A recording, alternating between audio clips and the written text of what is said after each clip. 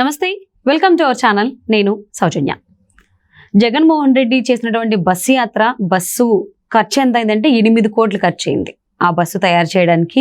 అలాగే దానికి సంబంధించినటువంటి సీసీ ఫుటేజ్ కెమెరాస్ ఏవైతున్నాయి పెట్టడానికి 20 లక్షలు అయిందంట.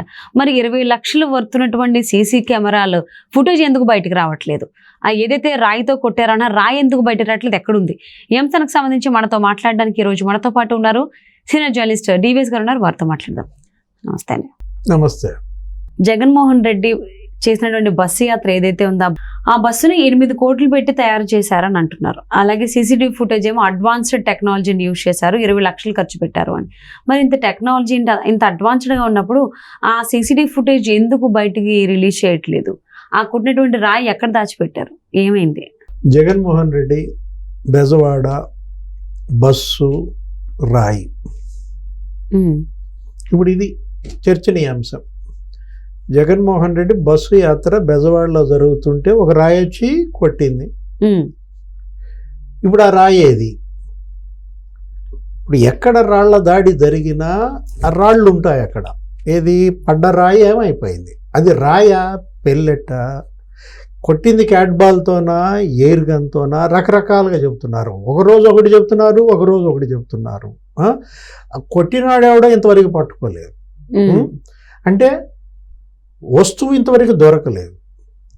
ఆయుధం, నీకు ఒక క్రైమ్ జరిగిందంటే ఆ క్రైమ్ చేసినాడెవరు, ఆ క్రైమ్ దేంతో చేశారు? ఫస్ట్ ఆయుధాన్ని పట్టుకుంటాం, తర్వాత దాని మీద అన్ని దొరుకుతాయి, ఏలు ముద్రలో ఏమో, దాన్ని బట్టి వాడిని కూడా పట్టుకొస్తాం. క్రిమినల్ వాడు దొరుకుతాడు, నేరస్తుడు.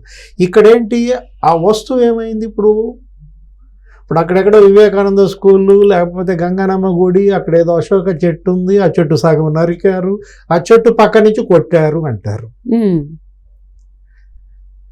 జనరల్గా జగన్మోహన్ రెడ్డి పర్యటనలో అన్ని చోట్ల చెట్లు నరుక్కుంటూ వెళ్తారు. మరి ఇక్కడ కూడా చెట్లు నరికారా? సగం నరికిన చెట్టు పక్క నుంచి కొట్టాడా? రకరకాలుగా వస్తున్నాయి మనకి మీడియాలో కూడా ప్రచారాలు. ఈ రాయి గనక మనకు దొరికితే, ఇప్పుడు చంద్రబాబు మీద రాళ్లదాళ్ళు జరిగాయి గతంలో, మనం చూసాం. అమరావతిలో కావచ్చు, లేకపోతే నిన్న గాజువాకలో కావచ్చు. అమరావతిలో అప్పుడు 4.5 ఏళ్ల క్రితమే బస్సు మీద రాయి పడ్డప్పుడు టపక్మని చూపించారు, ఇదిగో రాయి అని చెప్పి. అద్దాలు కూడా పగిలిన పరిస్థితి. నిన్న గాజువాకలో కూడా చూపించారు 2 రాళ్ళు. జగన్ మీద పడ్డ రాయి ఏది? ఎవరు చూపించట్లేదేంటి? ఇప్పుడు ఆ పక్కనే కేసినేని నానికి కూడా దొరకలేదా రాయి? పక్కనే కన్ను పోయింది ఒక ఆయనకి. ఎవరు అసలు మొత్తం ప్లాస్టర్ వేసాడు. నిజంగా కన్ను పోయిందా లేదా? అదేదో ఖాళీ తగిలిందన్నారు, కంటికి దెబ్బ తగిలిందన్నారు. ఆయనన్నా ఆ రాయి పట్టుకోవాలి కదా. అక్కడ ఉన్న సెక్యూరిటీ సిబ్బంది ఉన్నారు కదా. ముఖ్యమంత్రిని కాపాడాల్సిన సెక్యూరిటీ సిబ్బంది కరెక్ట్గా కరెంటు పోయినప్పుడు కూర్చోవటం ఏంటి? ముఖ్యమంత్రి నుంచున్నప్పుడు మీరు కూర్చోకూడదు కదా. అవును. మీరు ఎవరి భద్రత కోసం? మీ భద్రత కోసం ముఖ్యమంత్రి భద్రత కోసం మీరా? ఎలా ఉందంటే ఆ సీను, సెక్యూరిటీ గార్డుల్ని రక్షించడం కోసం ముఖ్యమంత్రి నుంచున్నట్టుగా ఉంది. వాళ్ళు కూర్చోవటం ఏంటి? యాక్చువల్గా వాళ్ళు ఏం చేయాలా? కరెంటు పోయింది, వివిఐపి బస్ మీద ఉన్నాడు, ఆయన వెంటనే బస్సులో తీసుకెళ్ళాలి. లేదు నేను రాను అన్నాడు అనుకో, ఆయన కొంచెం మొండాడు, నేను ఇక్కడ జనానికి దండం పెడతా, ఓట్లు ఎంచుకుంటా, నేను దిగను అన్నాడు అనుకో. అప్పుడు వీళ్ళు ఏం చేయాలా? స్టోన్ షీల్డ్స్ ఉంటాయి, నువ్వు చూసే ఉంటావు. చంద్రబాబు వీళ్ళందరూ వెళ్తున్నప్పుడు, అటాక్ జరుగుతున్నప్పుడు, లేదు మన ఉద్యమం తెలుసుగా, మన ఉస్మానియా దగ్గర నువ్వు చూసే ఉంటావు. తెలంగాణ ఉద్యమంలో వాళ్ళంతా కూడా చేతిలో లాఠీ ఉంటుంది, రబ్బర్ లాఠీ, ఇంకో చేతిలో ఓ పెద్ద ఇది ఉంటుంది, ఏది డాలర్లే, దెబ్బలు తగలకుండా అది పెట్టుకుంటాం. రాళ్ళు వేసి కొట్టారనుకో, నీకు అది కాపాడటానికి స్టోన్ గార్డ్స్ అంటాం. అదేమైనా ఈయన ముఖ్యమంత్రి మామూలు మనిషా? ముఖ్యమంత్రికి స్టోన్ గార్డ్స్ లేకుండా నువ్వు బస్సు మీద నుంచోబెడతావా? అసలు ముందు వాళ్ళని సస్పెండ్ చేయాలి. ఎవరు? ఆ సెక్యూరిటీ ఉన్నటువంటి వాళ్ళని. ఆయన లేదా ఏపీ డీజీపీనా, ఇన్ఛార్జ్ డీజీపీ? అది వేరే విషయం. డీజీపీని సస్పెండ్ చేసే పరిస్థితి అదంతా ఈసీఏ చూసుకోవాలి. డీజీపీ పెద్ద ఆయన కదా. పాపం బలయ్యేది ఎవరు? చీమలే కదా. పులులు బలి కావు, చీమలే బలవుతాయన్నమాట. ఇప్పుడు అక్కడ కరెంట్ ఎందుకు తీశారు? ఎవరు తీయమంటే తీశారు? కరెక్ట్గా కరెంటు తీసే టైంలో ఇప్పుడు నువ్వేమన్నావు బస్సు గురించి చెప్పావు ఏంటి 20 కోట్ల బస్సు కదండి, అవును 8 కోట్లేమో బస్సు, ఆ సీసీటీవీ ఫుటేజ్ కేమో ఆ 20 కెమెరాస్ లక్షల 20 లక్షలు అంట. కెమెరాలు. అంటే ఏంటి అప్పుడు 3 బస్సులు కొన్నారు ఈ బస్సు యాత్ర కోసమే, దగ్గర దగ్గర 20 కోట్లు ఏమో ఖర్చు పెట్టారు. ఇది 8 కోట్లు అనుకో. దీనికి మరి బుల్లెట్ ప్రూఫ్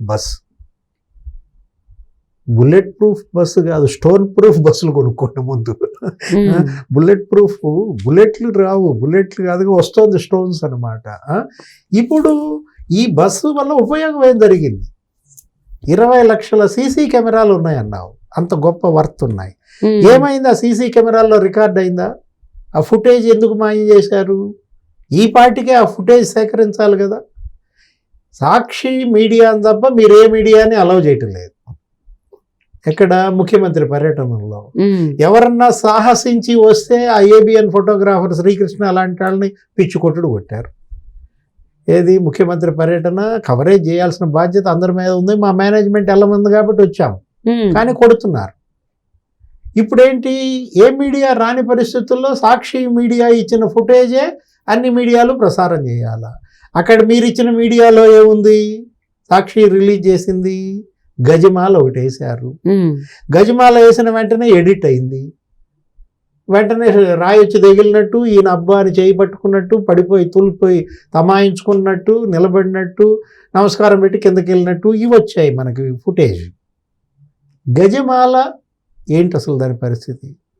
ఇప్పుడు కొంతమంది చెప్తోంది ఏంటి, ఆ గజమాల అంటే అది ఒక ఇనప రింగుతో చేస్తారు, ఆ ఇనప మేకు ఉంటుంది వాటికి, ఆ మాలలకు గుచ్చిందంటూ అది గీసుకుపోయింది అంటున్నారు. అసలు రాయి లేదు, వంకాయ లేదు, గులకరాయి లేదు, గుండ్రాయి లేదు. అక్కడ జరిగింది ఏంటంటే మేకు గీసుకుంది ముఖ్యమంత్రి గారికి. అది మేకు గీసుకునేసరికి ఆయన అబ్బా అన్నాడు, ఇట చేయి పట్టుకున్నాడు, కొద్దిగా బ్లడ్ వచ్చింది. నువ్వు చూసే ఉంటావు ఆ గాయం కూడా అదేమి రాయి తగిలిన గాయంగా లేదు, ఏదో మేకు గీసిన గాయంగానే ఉందన్నమాట. సేమ్ గజమాల ఇద్దరికీ వేశారు. ఎవరికి? మన సైడ్ క్యారెక్టరు వెల్లంపల్లి శ్రీనివాసుకు కూడా పడింది.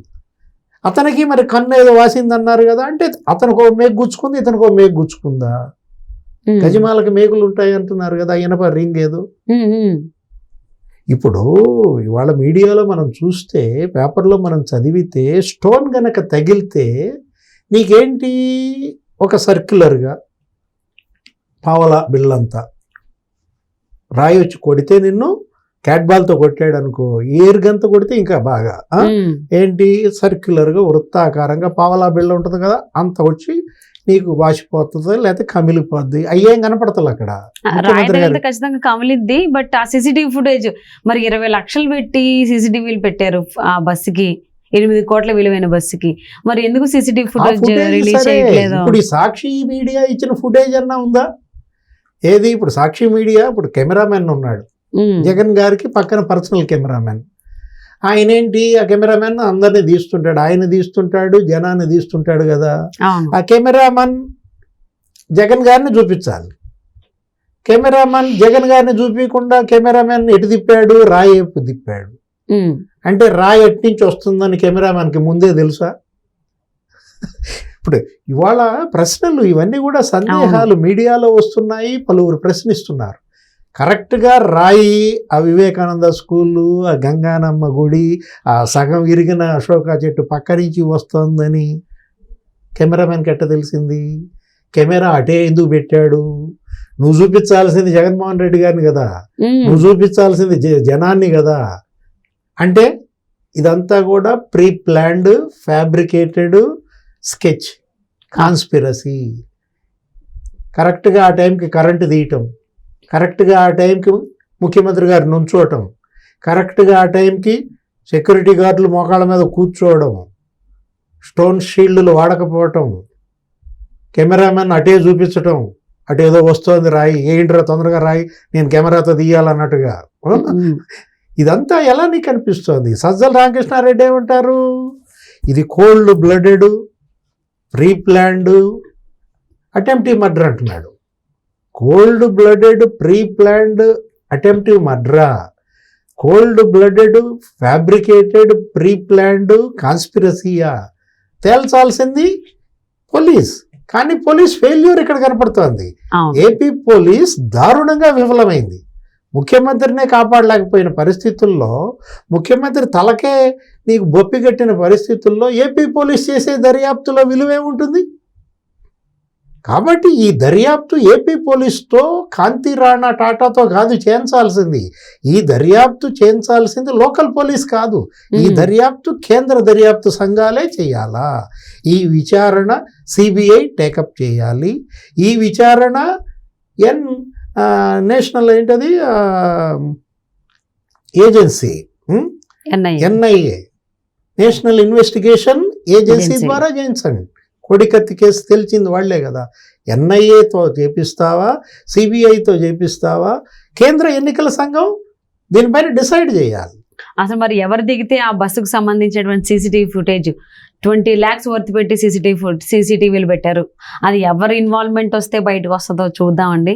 సో మేబీ ఆ ఫుటేజ్ అన్నా వస్తే ఎవరు అసలు నిజంగా రాయేనా, కొంతమంది రాయని చెప్తున్నారు, కొంతమంది ఏమో కాదు ఇంకేదో జరిగి ఉండొచ్చు, పిల్లెట్టా లేకపోతే క్యాటర్పిల్లరా, ఏదేదో మాట్లాడుతున్నారు. ఆ సీసీటీవీస్ బయటకు వస్తే కానీ క్లారిటీ రాదు. అతి త్వరలోనే ఎవరైతే ఇన్వెస్టిగేషన్ చేస్తున్నారో వాళ్ళు దాన్ని బయట తీసుకొస్తారని ఆశిద్దాం. Thank you so much TVS గారు. నమస్తే. నమస్తే.